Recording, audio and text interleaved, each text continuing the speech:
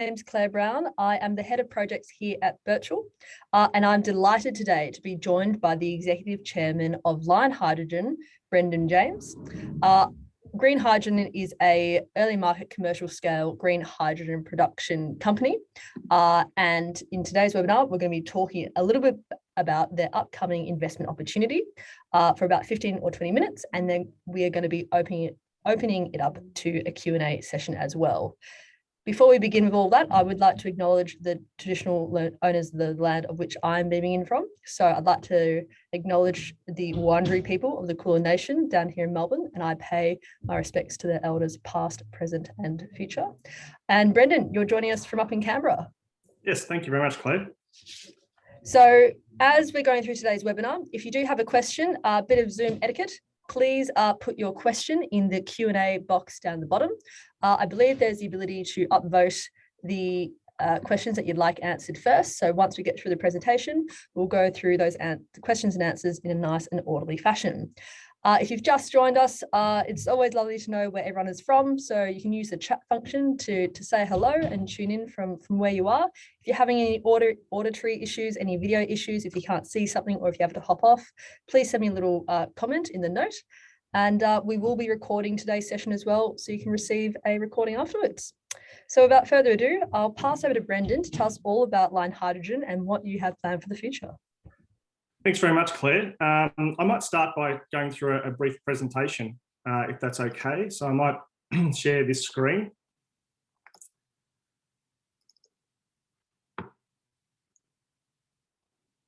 Claire, can you see that okay? Sure can. Okay.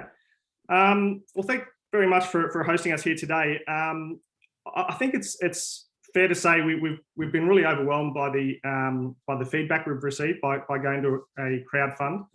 I'll go through a little bit today about why we chose the crowdfund mechanism over traditional institutional investment, which is what we have traditionally done. But a lot of it is really around bringing the community along for the ride in the green hydrogen transition, but also giving community investors an opportunity to invest really at the ground floor as the hydrogen economy is taken off. So I'll just touch on a few of these points today and talk about the actual project. Now, we've been in the press quite a lot lately, and that's really following the announcement of the targeted start date of our first commercial scale operations in Georgetown. Now, this is not something that's come overnight. This is the culmination of 7 years of work, all under the radar, to bring our first project into production. Now, initially, it was actually to provide green hydrogen to ourselves. When we started 7 years ago, we were running mineral processing operations of our own and managing 3 others for larger companies. Now, all of these projects had one thing in common, and that was a complete reliance upon diesel, not just for haulage, but for power generation as well. While some of the sites had an electrical grid going right over them, it couldn't be accessed either because we didn't have the grid didn't have the capacity, or the deposits we were working with didn't have a long enough life to secure power offtakes from the state retail providers. Now, make no mistake, when you head outside of the major cities, access to electricity is a privilege that may not be extended to your company if you're in any sort of manufacturing or processing. Now, diesel, on the other hand, is available to everyone, and it's one of the main reasons that Australia is still heavily reliant upon diesel, not just for movement and haulage, but for power generation as well. So we needed a solution to, one, make processing projects sustainable in a climate-changing world, and 2, protect ourselves from global oil shocks going forward. Now, when we started this was really around 2 things were happening. One, climate change was really starting to become more prominent, and secondly, this was the time when Russia first invaded Crimea, and we saw the first global oil shock that came out of that. So this is 7 years of hard work, making our own electrolyzers, making our own fuel cells and combustion engines to bring us where we are today.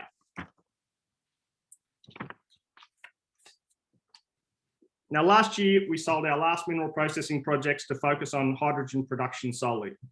So what are we setting out to achieve?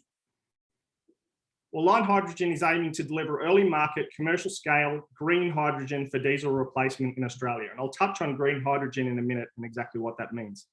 Now, the principal focus here is on diesel replacement. It's why we began, and it's why we haven't lost sight of that. Now, every day, Australians consume around 84 million litres of diesel. So replacing imported diesel with hydrogen decreases our CO2 emissions, improves our national terms of trade, and makes Australia more self-reliant for its energy needs. And I think there's a few countries in Europe that would like to say that right now. Now, you may have heard Anthony Albanese say pretty much these exact words when I was asked to put some information together for him a few weeks ago. And I think that's quite an important point, which I'll touch on a little later, that's important that the incoming government understands and is on board with this message. Now, when I say we're consuming around 84 million litres of diesel a day, that's around about 260 million kilos of CO2 we're producing every day as a result. Just touching on the green hydrogen cycle, and I acknowledge that green hydrogen is quite new, and there's a lot of terms around hydrogen, particularly around colours. But green hydrogen specifically is hydrogen that is produced via electrolysis from renewable energy sources. So wind, solar, and what we're also using is hydro in Tasmania. So the renewable energy source obviously comes into an electrolyser, which is filled with water. That electrolyser produces hydrogen at the cathode. We basically split the water molecules, H2O, into H2 being at the cathode and oxygen at the anode. We then collect that hydrogen, purify it and compress it. We transport that as compressed hydrogen or liquid hydrogen, depending on its use. And we can use that in either vehicle refueling, hydrogen fuel cells, or powering industry. Now, of course, the one thing that's missing from that is obviously you can produce pure oxygen as well in that process. We don't model that at the moment. I'll discuss that a little later, but obviously we can provide a pure oxygen for supplies for hospitals and for processes that require it as well.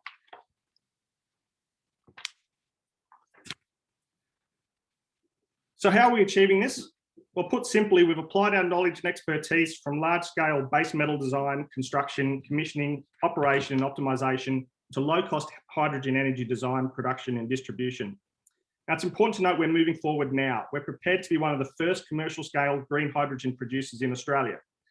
Now, to achieve this, we've had to focus on both the supply and the demand side of the hydrogen economy to break the real chicken and egg standoff.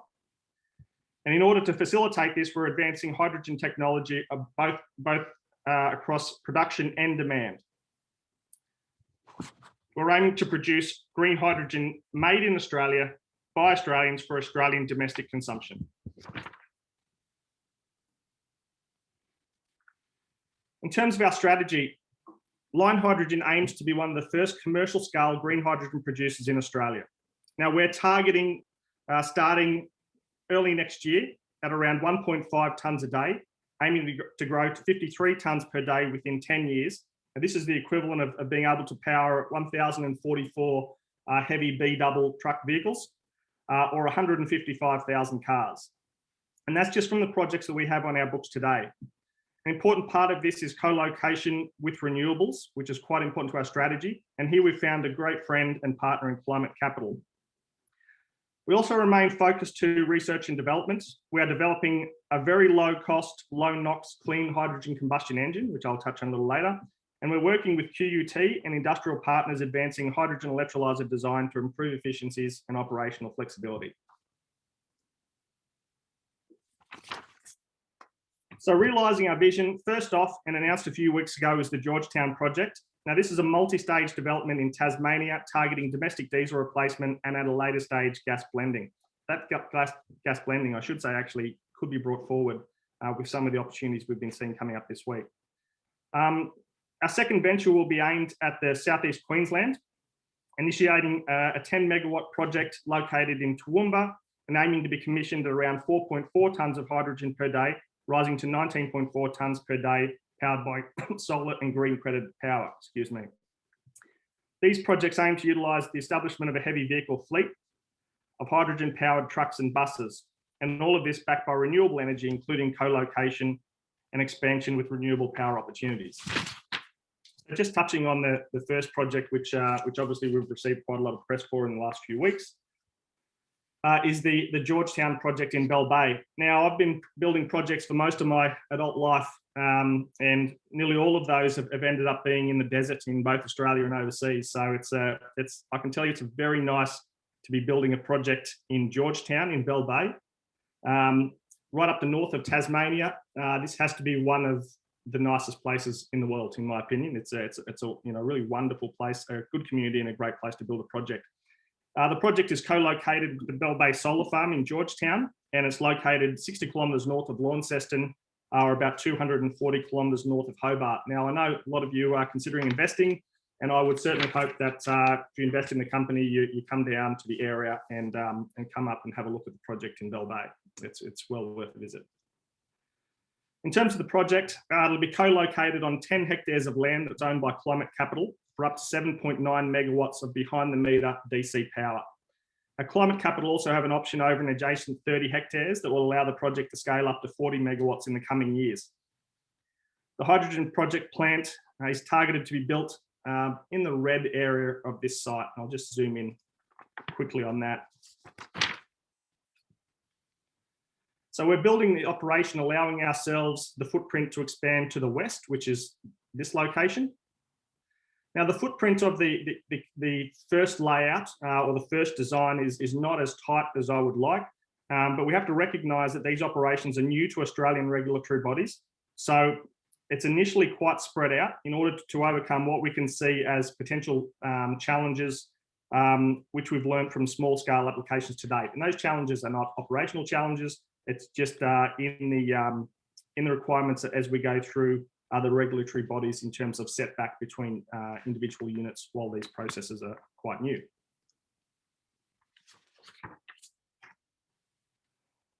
The Georgetown project aims to be commissioned early next year, as I've said, at around 1.49 tonnes of hydrogen per day. Now, for those unfamiliar with hydrogen energy, 1.49 tonnes per day is enough fuel to drive a hydrogen-powered car around the Earth 4 times every day. So it's a considerable amount of hydrogen. It's the first real commercial scale hydrogen project in Australia. Now, the project, as I've said, aims to grow to around 14.9 tonnes per day over the 9 years. Why this time frame? Well, it's really to bring heavy transport industry and the community along with us. So obviously, if the take up of hydrogen is faster than planned, and from the feedback we're receiving and from the demand we're receiving since announcement in the last few weeks, that could well happen, then we would obviously aim to expand at a faster rate over this time period. Now, construction on the project is targeted to begin mid this year, targeting full production by the end of the second quarter next year. As mentioned, our project partner is Climate Capital and Sterling Energy, who require hydrogen offtake beyond 2025. Our second project is aiming to be the Southeast Queensland project based in Toowoomba. Now, this is located on the Atlas Precinct. It's a highly innovative technical precinct made up of an excellent group of companies. And Line Hydrogen is really proud to be the green hydrogen producer of the group and will now likely provide the solar as well in partnership with our friends at Climate Capital. The Toowoomba project aimed to be commissioned in early 2024 at 4.4 tonnes a day and is aiming to grow to 19.4 tonnes per day over 10 years. Now, this project is targeting delivery of hydrogen into Queensland's heavy haulage fleets, its light vehicle fleets, and its mining drill and blast providers, which I'll talk about in a second, through our agreement with Norcliffe Mining. Atlas is our project partner on the group, which is backed by Toowoomba's FKG group, which you'd probably know their G from Garden Homes. This is the general layout of the Atlas precinct in Toowoomba. You can see there's quite a number of innovative project areas. We'll be located here, or we plan to be located here on Whitmac Road. And as discussed, we'll now likely facilitate the solar farm installation as well.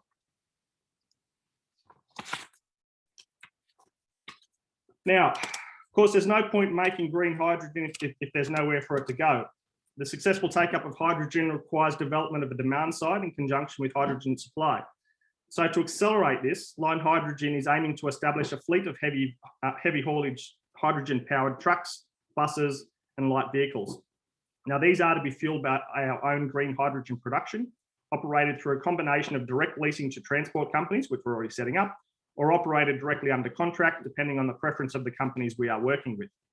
Now, we're aiming for the first 30 of these trucks to be delivered in early 2023, and we aim to be offering a number of these trucks to the Tasmanian heavy transport industry in the coming weeks. Now, other uses of green hydrogen. We have an MOU with Northcliffe Mining for the conversion of 6 drill rigs to hydrogen power. Each drill rig currently consumes around 600 litres of diesel per day per rig. So the initial application would replace 3,600 litres of diesel consumption per day. We also have an MOU with a very large multinational transport company with its own fleet, which aims to deliver heavy vehicles to run on current back-to-base routes. And we are reviewing various offtake options for the provision of blending H2 into LNG, including, as I mentioned before, at our first project in Tasmania. On top of this, we're continuing to work on the rollout of refuelling infrastructure with state governments, with a focus on regional refuelling development. And I think we got a good leg up here with the federal government coming in with that same view as well. Now, hydrogen vehicles have a number of advantages over other forms of zero carbon vehicles, and I'm sure you've heard a lot about them over the past few years. But just to touch on a few of the points, obviously, when you're dealing with heavy vehicles, you require a few things that we really need for the rollout of particular industry to effectively replace diesel. Now, these include long range, a quick refueling, which is quite critical. A lot of these trucks are run with hot seating. They emit only water from the water vapor from the tailpipe, so there's obviously no CO2 emissions. Very quiet operation, like any electric engine. A fuel cell vehicle is simply a hydrogen fuel cell producing electricity to run an electrical engine, just like a battery-operated vehicle. Fuel cells have a wide temperature performance range, which is really critical for us here in Australia, and reduce maintenance and servicing downtime. Obviously, they are very few moving parts in the vehicle. It is a sustainable domestic fuel source, and I think this is something that's been quite critical for Australia, that we need much better fuel security going forward, particularly one that's sustainable, and no need for heavy battery cells. Now, a fuel cell will still run batteries, I will say, but obviously nowhere near the amount of batteries that an electric vehicle requires. A combustion hydrogen vehicle, however, has none other than the standard 12-volt starter battery. So when I talk about vehicles, I'll talk about generally hydrogen fuel cell vehicles for heavy long-range applications, and for combustion, which we're looking at now, along with some other companies, Toyota, Yamaha, Cummins, etc., for shorter range applications. So what follows for line hydrogen? Well, first is growing the hydrogen highway, identifying sites and transport network strategy to provide the growth pipeline and the national hydrogen footprint. Now, we can't do this on our own. Obviously, it is, when we're talking about the replacement of 84 million litres of diesel a day, there's a number of quite very large fossil fuel companies that provide that. So we obviously, we would like to think that we would be doing this in collaboration with Australian hydrogen company peers. We get asked quite a lot about how do we see the competition coming through. And I would say, for me, the focus is making sure that it's not competition that's coming through, but it's support coming through for that rollout of refueling technology and refuelers across the country, as well as hydrogen, to make it easy for Australia to convert over. Now, as discussed, we're developing our own in-house hydrogen combustion engines, which, as I said, is also a focus of Toyota, Yamaha, and Cummins at the moment. And we're commercialising new electrolyzer technologies with a US partner that we're working with. And finally, as I've said before, if you're making hydrogen, you can make medical grade oxygen for medical and processing operations. And this is something we don't model at this stage in our financials, but one thing at a time. It's certainly an opportunity for further earnings growth going forward. In front of you, you can see our engineering brains trust reviewing our 1200cc direct injection low NOx hydrogen V8. Now, this is something we've been working on for a while, and it's recently been featured in a couple of Australian motorcycle magazines, like this. Now, I should say, by a way of context here, I also own an Australian-made motorcycle company after purchasing part of the the Holden production line when it shut down a few years ago, which gives you an idea of how long it's taken to get those first motorcycles into production. The company is called Salt Motorcycles. It's currently selling and making motorcycles for the Australian market. Now, our hydrogen combustion engines, I think, are going to turn some heads. And I personally believe low cost, low NOx hydrogen combustion engines are an important part of our future, particularly for vehicles that do less than 70,000 kilometres per year and for the enthusiast market. Now, this hydrogen V8, we're aiming to be going to one of our upcoming Salt motorcycle models. So look out for it in the next couple of years.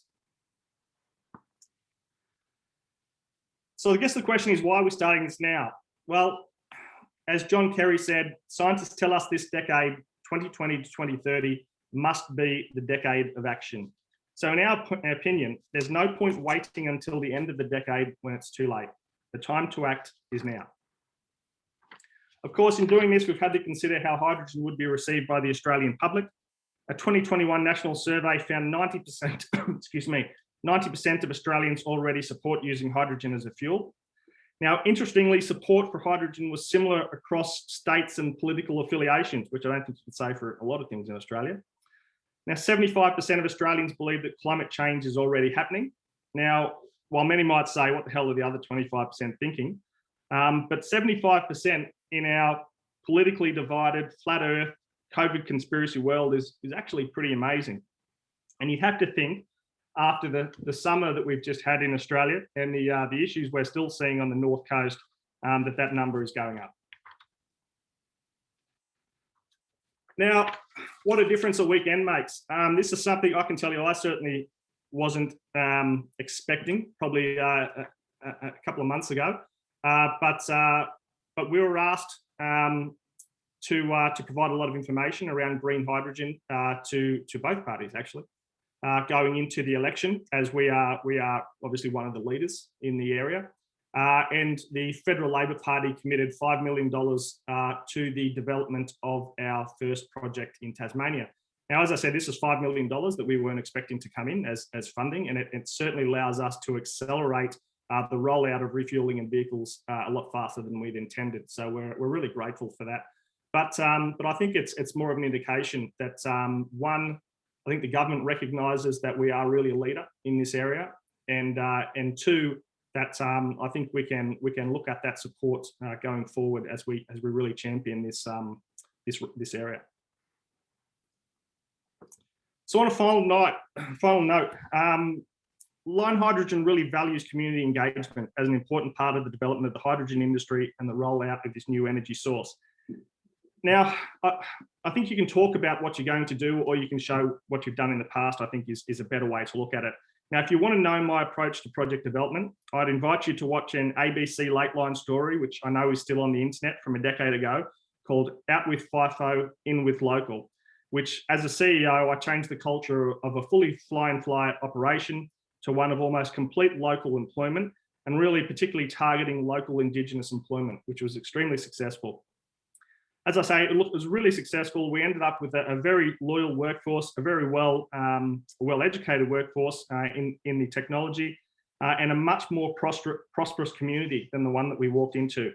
And that's the model that we really use going forward, and it's the model that we'll use in each of these regional areas that we focus on for hydrogen production.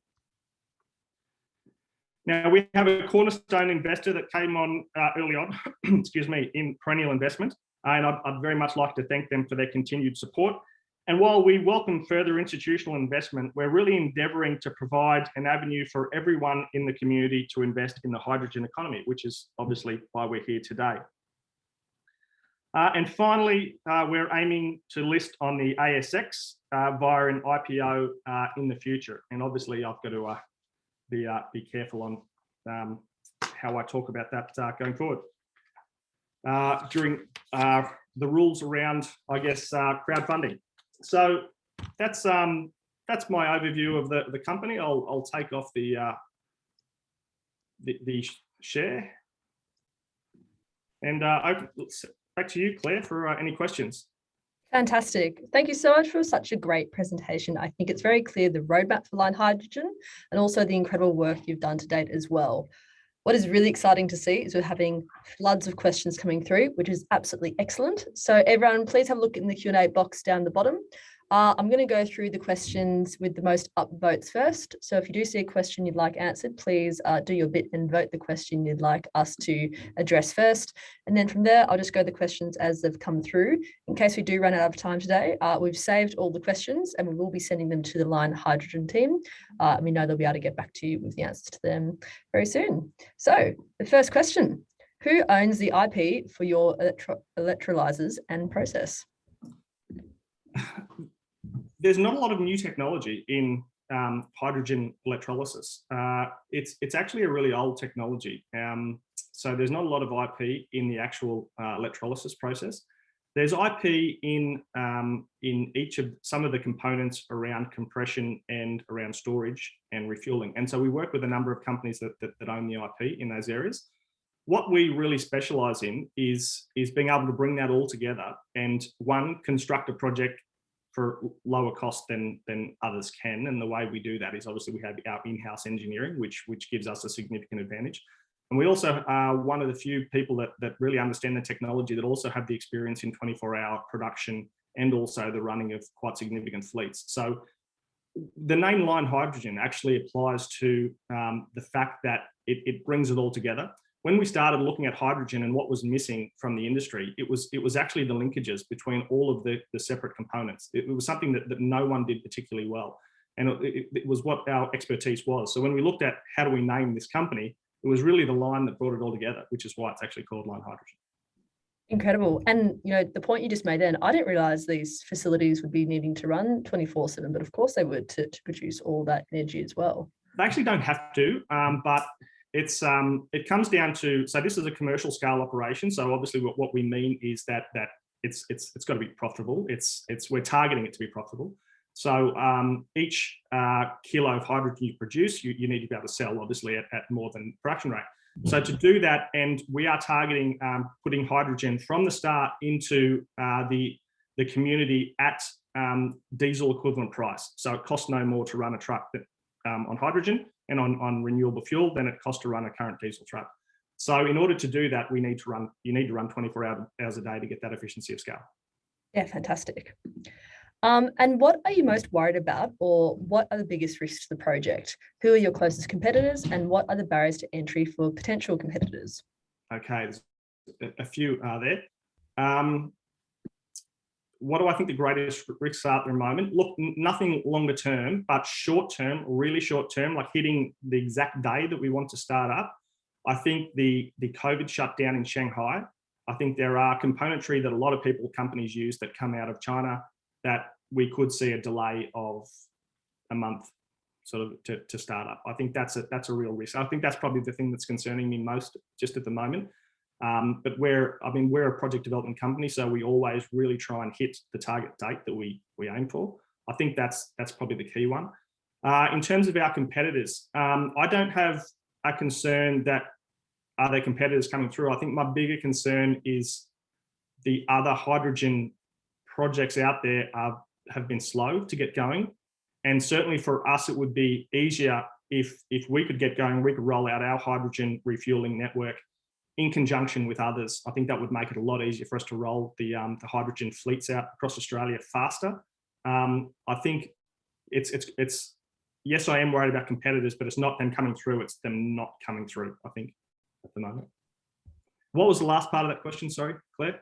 The last part of that was the barriers to entry for potential competitors as well. It's a lot of knowledge to go through. So at the moment, the biggest barrier for entry is that it's always been somewhat of a chicken and the egg standoff. So companies either have experience in consuming hydrogen, so running fleets, etc., or they have experience in producing hydrogen, and there hasn't been that ability for a company to step forward to date that really can run both the supply and demand side. And I think that's why we've been able to move so much faster. Yeah, fantastic. The next person that's asked a question has asked two in the one. So I'll ask you question one and then question two. So question one is, what will your levelized cost of hydrogen, LCOH, at launch stage, and how does that compare to the current costs of diesel? So I don't know all those terms, but I'm sure you do. So the price we'll be selling hydrogen at is diesel parity price at the moment. So if you want to, I've just got to be a little bit careful with the crowdfunding model. Obviously, ASIC has really strict rules around what we can discuss. And I'd really like to talk about this. So I'm just trying to say this carefully. You know the diesel price at the moment. Probably don't think of the diesel price right now because I think it's probably a little higher than it would be longer term. But for every kilogram of hydrogen is equivalent to around about 6.75 litres of diesel consumption. Oh, wow. Or around about 8 litres of petrol consumption. Yep. So if you look at the price of diesel and you times that by about 6.75, that's kind of what we're looking at as the sale price for hydrogen. Awesome. And for everyone who's tuning in, if this is your first Birchal campaign or first equity crowdfunding campaign, Brendan's allusion to a few rules and regulations, which we can and cannot disclose, does come down to our obligations as an intermediary to make sure that no information is being released to the broader public that could be considered misleading or deceptive or prospective financial information. So, which is why it's not that we're not telling this information, it's just that under the rules, we need to make sure we're keeping the public's interests at best heart. Sorry, public's best interests at heart, sorry. But all the information about the project, the most recently completed 12 months of financial statements, everything that you need to know about making an assessment to invest in this venture will be available in the company's regulated offer document, which they will be releasing at the time of the offer in about 6 days' time, which is really exciting. And you'll be able to look at that in a lot more detail there as well. So just throwing that one in there as someone from Birchal. That helps. Yep. It's a little different to a normal institutional, sophisticated investor presentation. Of what it is a little bit different for sure. The second question that's come through from this attendee is, with water being crucial to the project, what water rights or supply have you secured? We've secured supply from the local council. It's actually hydrogen, one of the real benefits of hydrogen is it's a really low water consumer. It's actually almost net zero because obviously as you consume the hydrogen, you generate water. But in the production phase, it uses about 9 litres of water per kilogram of hydrogen produced. So if you consider that a kilogram of hydrogen takes you about 100 kilometres in the car, probably a little bit more now, actually, if you look at the recent stuff from the Toyota Mirai, that's kind of the equivalent of your car consuming about 9 litres of water per 100 kilometres. Now, that means that for us in our production, we consume about 20 cubes of water per day, which is really small. If you look at a normal production operation, whether it's for commodities, you're normally talking, and that includes actually like lithium and cobalt and things that go into batteries. You're normally talking hundreds of cubes or 100 cubes per hour. Where as I say, we're using 20 cubes of water per day. But it's important to note that obviously that generates water again as it's being consumed. That's pretty incredible to think that what is the stat that the average shower is 33 litres of water. So incredible to think about, the difference there in terms of what you might be doing as a consumer and what you can produce, so you could drive about 330 kilometres of in your car equivalent from an average shower. Wow, that's incredible. Yep. The next question that's come through is, what resource limits rapid growth? Is it access to electricity, access to personnel, access to capital, or the hydrogen consumer market? It's the rollout of the industry, I think. When we sat down with the Tasmanian government to say that we were going into it, I think, and this is a very green government and very supportive, but even then there's still a concern that would you come in and cause, and they're not saying this overtly, this is just my feeling walking away, that would you come in and cause damage to local industry, local trucking providers by rolling out an industry too quickly. So we're quite cognizant of rolling it out at a rate which would allow the industry to replace its vehicles at a rate which is capitally sustainable as well. I think one of the things that's really crucial for the rollout of the green economy is we've got to try not to set up a lot of adversaries against us in rolling out. And I think so listening to the community and taking that on board, I think is the limitation of what we think that the rollout will be. I think when you look at coming in, and I know companies have come out there with massive numbers that they're talking about producing, I think that's scared a lot of people, and I think that's one of the real reasons you've seen a lot of the support been taken away for some of these projects. That said, I would say that since we announced a few weeks ago the offers for demand for hydrogen has been higher than we originally thought, and so I think that does actually facilitate rolling out faster. Then I think that the next thing that comes out of that is making sure that you're doing it at a sustainable pace for power supply. So for us, it's not good enough to be able to just set up and pull power from the grid if it's not green. You've got to make sure you're doing it at a rate that the hydrogen you're producing is green hydrogen from renewable power sources. Yeah, awesome. I'm also know we've got 32 open questions, so I'm going to keep punching through them with you as well. No, they're terrific. They're terrific answers. But if I'm not going at the end of a question, it's because I'm like, all right, next question. Right. So the next question that's come through is: have you considered transporting ammonia rather than hydrogen? I have, but I'm one of the very few people that have probably spent a lot of years working with ammonia, and of all the chemicals I've worked with over the years, it's probably the second worst I've worked with. Okay. So look, I know a lot of people like it, and I know it's a really important requirement for fertilizer going forward, which with the world's population is increasing by about 230,000 people a day. The world needs ammonia and fertilizer and things to support food. I understand, but I still see challenges with ammonia production, and I see real challenges with some of the environmental issues around ammonia and control of that ammonia. And I think if we can produce it in such a way, and particularly where we're looking at a place like Tasmania, where we are transporting it as a compressed gas, then that's actually not particularly expensive to do. They're not large regions. And then when we start looking at liquid hydrogen, I think that's the next step. For us at the moment, compressed hydrogen works up until you're transporting it around 350 kilometres, and then it's actually a little bit cheaper to go to liquid hydrogen beyond that. And I think that'll probably be the next step, and it's certainly something we're working with as well. I think ammonia transport will really come in when you're trying to do that international export of hydrogen as a really big bulk. But for us in Australia, I'd prefer not to go down that route. Now, one of the parts of that as well is, and we've discussed this a lot with the governments, that the hydrogen hubs that they set up were really trying to almost mimic the LNG rollout, which is for an export fuel. And so the Australian government really hadn't thought about it until we sat down with it and said, look, we're not really interested in the hubs. We think a regional focus is better, particularly along our heavy transport lines and where our heavy industry is. And that's if we set up our hydrogen around that, as opposed to looking to transport hydrogen over vast distances, I think would be a better way to do it, with a very clean hydrogen product without the requirement to convert to ammonia or methanol or other things that you can do. Fantastic. The next question that's come through, I can answer in part, and then maybe I'll shoot over to you, Brendan. So the question that's come through is, how would investors benefit from investing?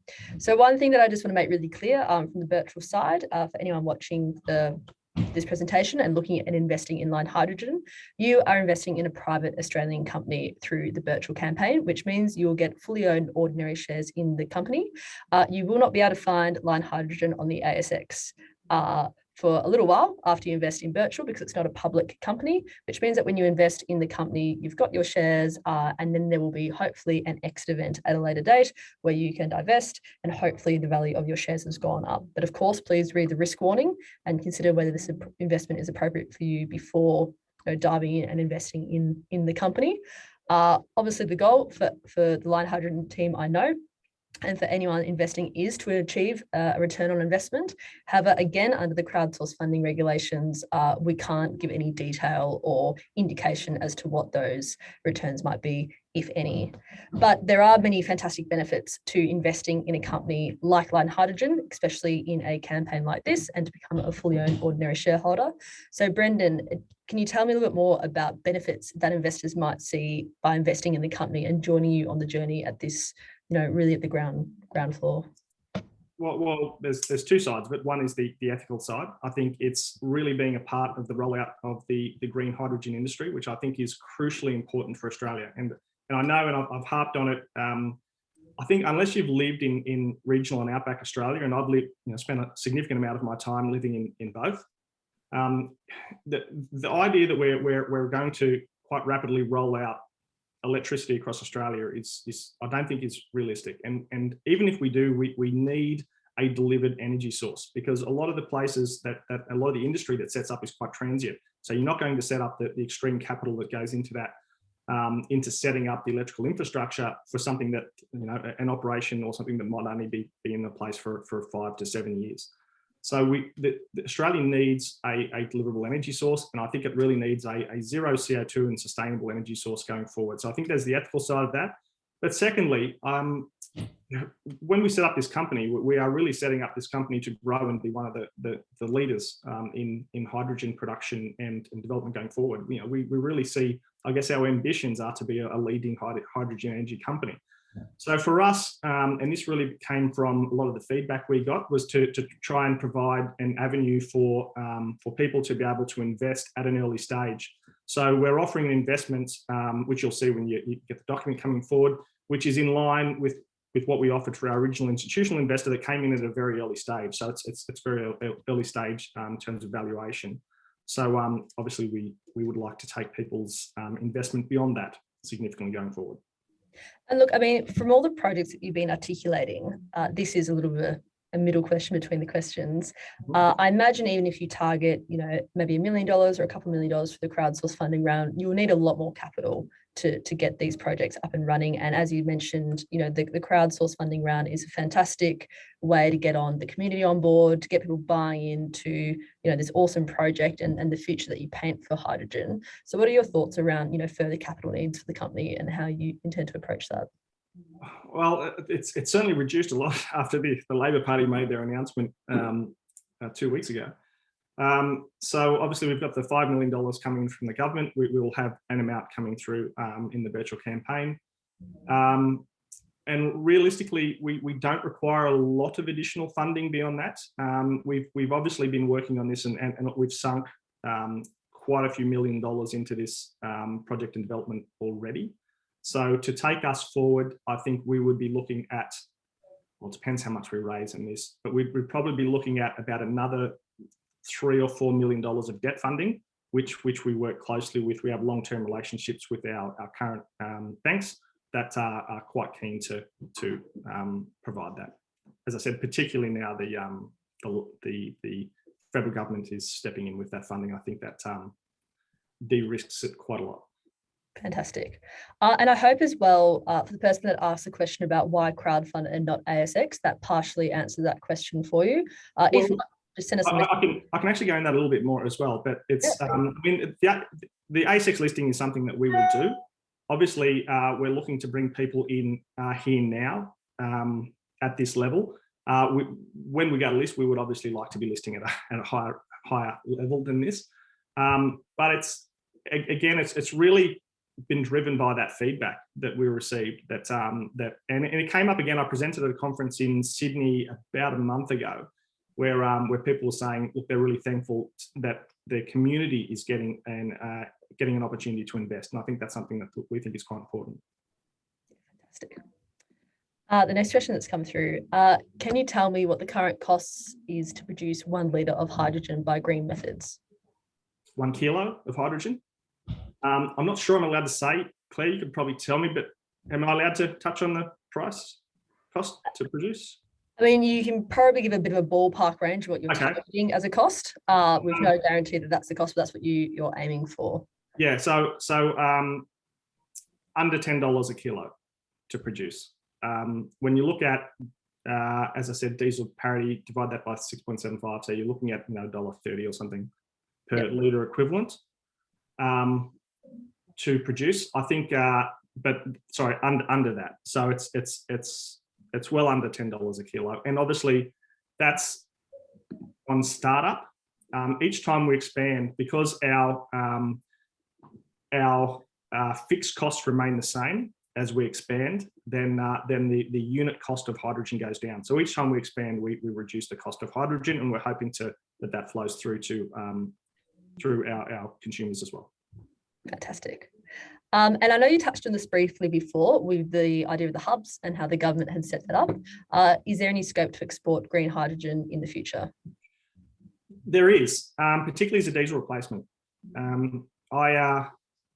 I think you have to look at all the different types of renewable energy around, and I think that the area that green hydrogen really has a massive advantage over everything else is in diesel replacement. So I think there will be. I touched on a company, Sterling Energy, that is one of the partners that's in the Tasmanian project, and one of the reasons they're there is they really want hydrogen in the years to come for export opportunities. So Belle Bay obviously gives us an opportunity to do that as well. Fantastic. Yeah, so I think hydrogen will be, particularly if you look at places like Germany at the moment, they quite desperately need a renewable energy source. And the next question that's come through is how you actually transport this hydrogen. I know you mentioned before there's you compress hydrogen up to about 350 kilometres, and then it makes it more cost effective to transport it as a liquid. This particular attendee has asked, do you transport it by pipes or trucks, and who carries the costs of this transport as well? We do. So when I say that $10, that is all inclusive. That's everything. That's the transport, distribution, everything. So the less than $10 per kilo is our full cost, including distribution. Now, the distribution that we'll start with in Tasmania is at 400 baht. I was going to say tankers, but they're really, it looks like a tanker, but they're a series of high pressure canisters that will be delivering the hydrogen in. And that's quite effective for a place like Tasmania, which is has quite a lot of trucks running, over 5,000 trucks on the road, but obviously runs on a quite direct routes. So we're setting up 3 refueling operations, and over a period in Launceston, Hobart, and targeting the west coast, the northwest coast as well. So it works quite well. The location for Belle Bay is quite good for that. Yeah, amazing. Well, as you mentioned in your presentation as well, it'll be an amazing facility to go down and see, when it's up and operating as well. We hope people do, because you won't know it otherwise. It's dead silent. It's an electrolysis operation, so it doesn't emit anything. So unless you come and knock on the door, you kind of won't know we're there. We'll just have to have a big sign for people to come and have a look. Maybe we have to host an investor party down there. Everyone rug up. We can. It's right on the water, so it's quite nice. A question's come through about hydrogen combustion engines versus fuel cell electric vehicles. Yes. This attendee said, "I'm confused as to what technology you were planning to use and by when." Oh no, so all of our trucking is by hydrogen fuel cell. So anything over about 70,000 kilometres a year, and the average distance that a on-highway truck does in Australia is about 206,000 kilometres per year. So anything over about 70,000 kilometres a year, you are better off with the higher capital cost of the fuel cell, but the lower fuel consumption. I think where I really like the hydrogen combustion is in 2 areas. One is the enthusiast market, and again, this is really about getting the enthusiast market on board with renewable energies as well, because I think they feel like they've been left out and they don't have an avenue going forward that they're interested in, and that always causes a barrier that people will fight against. So I think one, it's providing an option for the enthusiast market. But secondly, well, there's 2 things. A combustion engine is very, very cheap to make. So a combustion engine you can make for less than $1,000. So for people going forward, particularly when the demand for rare earth commodities like lithium increase, you will see an inflationary effect on that price. On the cost of that component. So you will see, I would expect you will see an increase in that cost going forward. And even fuel cells, while I have nowhere near as much rare earths, they still have some rare earths in the production of the fuel cell, obviously to a much, much lower extent. But a hydrogen combustion engine is it's from common elements where they're quite cheap to make. They're very, very easy to recycle, which is another good option for them as well. And as I said, because they're cheap and you're doing less than 70,000 kilometres and they're quite efficient as it is, that lower capex overall, over the life of ownership, will be better with a slightly higher fuel consumption than a fuel cell. Now, I think some of the people, and you're probably getting questions through along the lines that they looked at old data with hydrogen combustion and said, well, it's not particularly efficient. It's, it's about twice the fuel cell. And I would say where you go back and have a look at that data, that's because they've essentially just taken a current engine. And I think a lot of the data is based on a V12 BMW, which consumed about 18 litres of petrol per 100 kilometres. And they've just converted it straight to hydrogen without really understanding some of the real benefits that come with hydrogen combustion. A fuel combustion engine you can only run at about an oxygen to fuel ratio of about 14.7 to 1, whereas hydrogen can run from 4 to 180. And that allows you to actually produce a zero NOx, or very, very low NOx, you can't say zero, very, very low NOx hydrogen combustion engine, but also one that can change its air to fuel ratio to run really lean and really cost effectively in normal operation. And I think that's what we're starting to see with the test work that we're doing, that we think that the combustion fuel cell will actually get quite a lot more efficient going forward. So it's not lost on me that we started working on this, and I looked at the data and went, well, I can't imagine more people won't start seeing this as well. And we've now seen Toyota, who produced the Mirai fuel cell, have started producing hydrogen combustion engines, and Cummins, who bought Ballards, who make fuel cells as well, have also started looking at it as well for their inner city trucks that don't do as many kilometres around the city and are lighter. Yeah, fantastic. So sorry, that's I hope that answers that question. No, it's terrific. Thank you so much. Noting that we've got just under 10 minutes to go. So if you do have a question, please pop it in. If you'd like to upvote a question that you see, tap away and upvote, or if a question that you see that you upvoted that you feel has already been answered adequately, just take away your little vote, and we'll get to the questions that everyone wants answered in the time we have left. So the next question that's come through is all about, again, the water around the project. So what are the risk and environmental repercussions of hydrogen spillage? Where is the water that you're using coming from? If it comes from the sea, what are you going to do with the desalination residuals?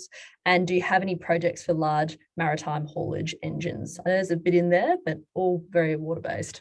It doesn't come from the sea at the moment, but there is a potential to use seawater going forward, but you're only taking a fraction of the seawater that comes through. So we're actually, one of the electrolyzers we're developing can run on salt water, which is quite an important development, not so much for where we are in Belle Bay, and to be honest, in a lot of places in Australia, but for international applications where access to fresh water is really difficult. That's a good one. Or not even fresh water, but water that is just extremely hard to clean. So all of the water we use it doesn't have to be high quality water. It could actually come from one of the things we've been looking at is to bring in our water, grey water from the water treatment plant, because it all goes through an RO plant to start with anyway. So we've got quite a lot of flexibility in how we can do that. Now, the other thing we're working with is QUT that have developed technology that allows the heat that the electrolyzer produces to be used as the purification driver for water as well, which allows us again to take grey waters and waters that from industrial applications would otherwise be difficult to treat. Fantastic. But certainly in terms of desalination, so I want to answer your question properly. The desalination, you wouldn't be so much a desalination. It would be to take a very, very small proportion of water that would go through the process into the electrolyzer, and the rest goes basically back out. With it's not like a big desalination plant where you'd see a noticeable increase in saline levels. And do you envisage that it'd be used at all for maritime, like long distance haulage? That's actually so some of the work that we've had going around the saltwater electrolyzers is for that thing. So it can actually be set up on a ship and be able to take the water from the ocean and take a very small proportion of that out to run the electrolyzer. Yeah, wow, incredible. Is it true that 60% of energy is lost when creating hydrogen using electrolysis? I wouldn't say 60%. I'd say it's the electrolyzers that are being designed now are higher efficiency than that. But the electrolyzer is is not as efficient in terms of energy storage as a battery, which is correct. But it also has a lot of environmental benefits going into it in terms of the production, certainly of the energy storage unit. So the production of hydrogen versus the production of batteries. So yes, in terms of its electrical efficiency is not as efficient, but I think that comes down to us then making sure that we are putting in the appropriate amount of solar to support these industries. So for us, it's being able to put that solar power station in, and to be cognizant that that it is slightly higher capital to get that solar in than it would be, if we were just running a battery, which is sort of about 80% efficient. Yeah, awesome. And what is the current and target efficiencies for your electrolyzers? Sorry, I keep pronouncing it wrong. We're targeting around 54 to 57.8 kilowatts per kilogram of hydrogen produced. Fantastic. And is that comparably to other methods? Where does that sort of sit in the spectrum? If we went to a PEM electrolysis, it'd be we could go slightly higher, but it's both it's a capital trade-off over the life of the unit as well. So again, we're really targeting to ensure that we produce hydrogen for below diesel parity, so that we can bring that into the Australian market. Now, people don't think about capital in terms of that, but capital obviously is a component of that. So at the moment, we think that the alkaline electrolysis units that run at about that it is the best way to go. But I think as PEM electrolyzers come down in price, which I think we will see, particularly from some of the stuff that we're working on as well, I think we will see that start to shift over, and we'll start seeing those improvements. Now, it also should be said that I'm going to name the wrong university here, but I think it's the University of Wollongong. I might be wrong. Has actually come up with some quite interesting breakthroughs in technology about removing the bubble from interface of the electrode, which allows a significant increase in efficiency. And I expect that we will see that technology roll through to future electrolyzers as well. And it's something that we could retrofit to current electrolyzers as well. Yeah, fantastic. We do have 2 minutes to go. So if you do have a question and it hasn't yet been answered, please make sure you pop your question in the Q&A box, not in the chat, because then Zoom's very clever and saves all the Q&A questions, which I'll be sending to the Lion Hydrogen team after today's presentation, and they'll be able to get those answers back to you if we didn't cover it today. I might just go through 2 more questions and then we'll sign up for today's session. But the second last question that's come through is, what utilisation are you able to achieve on your Georgetown electrolyzers? Are you importing electricity in addition to behind the meter solar? We are, which is one of the reasons we're in Tasmania, is because we have access to hydro power, so hydro renewable power at quite a good rate. And we've got a couple of options around that at the moment, actually. So yes, we'll run solar during the day. Obviously, when the sun's shining, we are cognizant that it's Tasmania, so we know the efficiencies of sun in Tasmania, and we are supported by hydropower from Tasmania behind that. And so that's when we run the solar power, we're running DC to DC, and the hydropower comes in AC, so we have AC converters to DC. So we run 24 hours a day. Fantastic. And the final question for today, and I think we've done a great job. We've got through almost 50% of the questions. We will have answered 17 by the end of the session of most 33 open questions. So hello everyone, I talk a lot. So no, it's good. No, this is fantastic. And I think it's such a complex and interesting industry that the answers do warrant, time and attention. So thank you everyone for your fantastic questions as they've been coming through. A lot of them I've thought to myself, well, that's pretty curly, but Brendan's been fantastic. The last question that's come through is that I've seen that hydrogen is about 6 to 12 times as harmful as a greenhouse gas as carbon. Obviously, hydrogen combustion produces steam, but what risks are there to Lion's social license to operate with relation to potential emissions? Really good question. No, the emissions data is on the hydrogen is nonsense. Actually, it's quite hard for hydrogen to stay in our atmosphere. It's so light, it actually leaves the atmosphere. And if there is ever a leakage, it rises at 40 meters per second. So it's I think there was another. Oh, sorry. There was a question before about leakage. It's very hard to get a hydrogen leak. It's so light, it rises and it will actually leave the atmosphere. So, sorry, what was the last part of that question?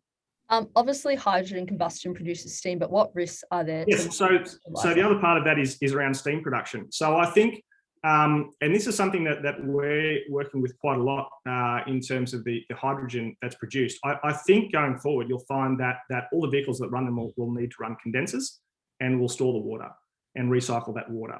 Because obviously, look, it doesn't matter when you're running a couple of hundred vehicles, but as we get to tens of thousands of vehicles going through a city running on hydrogen, you wouldn't want them all generating water vapor. So yes, you would put a condenser on that and collect that water for use.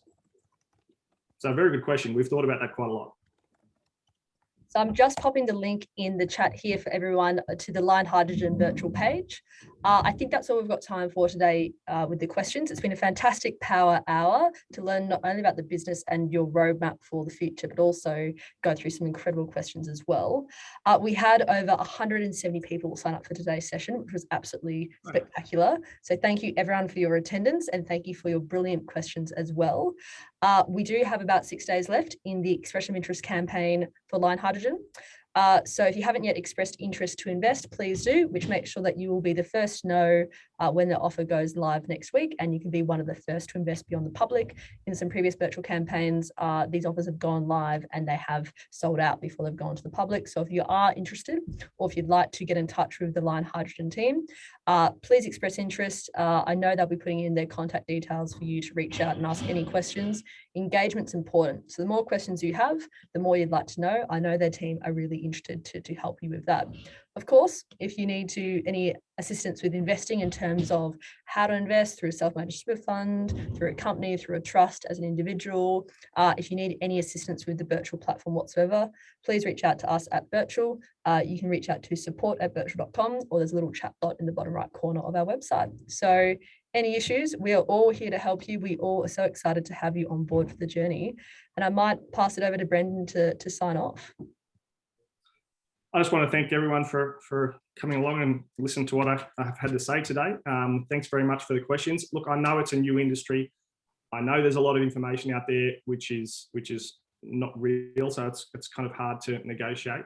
But I'm very much a believer in where we're going with the hydrogen industry, which is what got us into it to begin with. So I very much welcome you all to come on board, and I look forward to the journey. Thanks very much.